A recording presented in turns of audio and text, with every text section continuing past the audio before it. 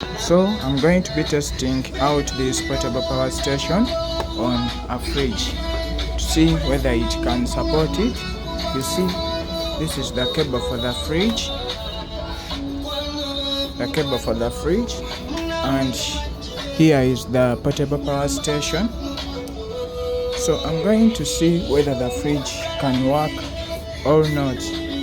So I plug it inside, you see, then I turn on the fridge.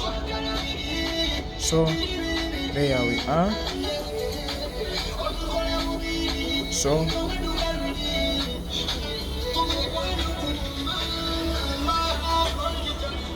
there we are.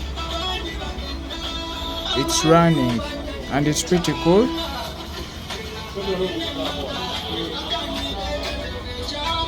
So there we are. So if I turn on,